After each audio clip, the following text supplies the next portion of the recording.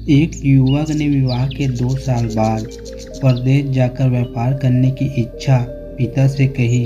पिता ने स्वीकृति दी तो वह अपनी गर्भवती पत्नी को माँ बाप के जिम्मे छोड़कर व्यापार करने चला गया। परदेश में मेहनत से बहुत धन कमाया और वह धनी सेठ बन गया। 17 वर्ष धन कमाने में बीत गए तो संतुष्टि हुई और वापस घर लौटने की इच्छा हुई। पत्नी को पत्र लिखकर आने की सूचना दी और जहाज में बैठ गया। उसे जहाज में एक व्यक्ति मिला जो दुखी मन से बैठा था। सेठ ने उसकी उदासी का कारण पूछा तो उसने बताया कि इस देश में ज्ञान की कोई कद्र नहीं है। मैं यहाँ ज्ञान के सूत्र बेचने आया था पर कोई लेने को तैयार नहीं है। सेठ ने सोचा, इस देश में मैंने बहुत धन कमाया है और यह मेरी कर्मभूमि है, इनका मान रखना चाहिए। उसने ज्ञान के सूत्र खरीदने की इच्छा जताई। उस व्यक्ति ने कहा, मेरे हर ज्ञान सूत्रों की कीमत 500 स्वर्ण मुद्राएं हैं। सेठ को सौदा तो महंगा लग रहा था, लेकिन कर्मभूमि का मान रखने के लिए 500 स्वर्ण मुद्राएं दे दी। व्यक्ति के ज्ञान का पहला सूत्र दिया, कोई भी कार्य करने से पहले 2 मिनट रुक कर सोच लेना चाहिए। सेठ ने सूत्र अपनी किताब में लिख लिया। कई दिनों की यात्रा के बाद रात्रि के समय सेठ अपने नगर को पहुंचा। उसने सोचा, इतने सालों बाद घर लौटा हूं तो क्यों ना चुपके से बिना खबर दिए सीधे पत्नी के पास पहुंचकर उसे आश्चर्य उपहार दूं।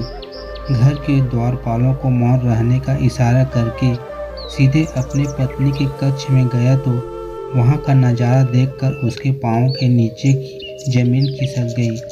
पलंग पर उसकी पत्नी के पास एक युवक सोया हुआ था। अचानक क्रोध में सोचने लगा कि मैं परदेश में भी इसकी चिंता करता रहा और ये यहाँ अन्य पुरुष के साथ है, दोनों को जिंदा नहीं छोड़ूंगा। क्रोध में तलवार निकाल ली। वार करने ही जा रहा था कि उतने में ही उसे 500 स्वर्ण मुद्राओं से प्राप्त ज्ञान सूत्र याद आया कि कोई भी कार्य करने से पहले 2 मिनट सोच लेना। वह सोचने के लिए रुका। तलवार पीछे खींची तो एक बर्तन से टकरा गई। बर्तन गिरा तो पत्नी की नींद खुल गई। जैसे ही उसकी नज़र अपने पति पर पड़ी वह खुश हो गई और बोली, आपके बिना जीवन सूना सूना था।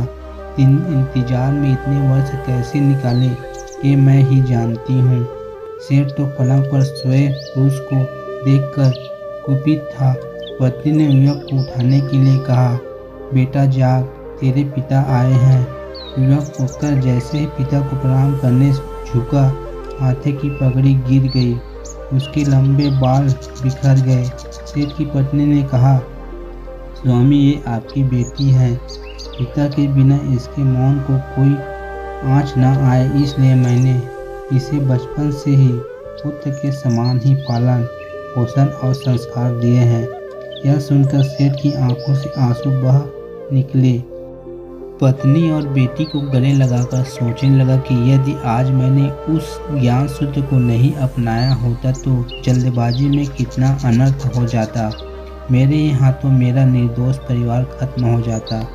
ज्ञान का यह सूत्र उस दिन तो मुझे महंगा लग रहा था, लेकिन ऐसे सूत्र के लिए तो 500 स्वर्ण मुद्राएं बहुत कम है। ज्ञान अनमोल है।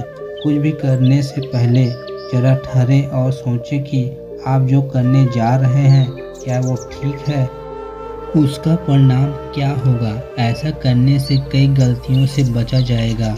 आप इस कहानी का सार यह है कि जीवन में 2 मिनट जो दुखों से बचाकर सुख की बरसात कर सकते हैं वे क्रोध के 2 मिनट हैं। इस कहानी को शेयर जरूर करें, क्योंकि आपका यह शेयर किसी व्यक्ति को उसके क्रोध पर अंकुश रखने के लिए प्रेरित कर सकता है।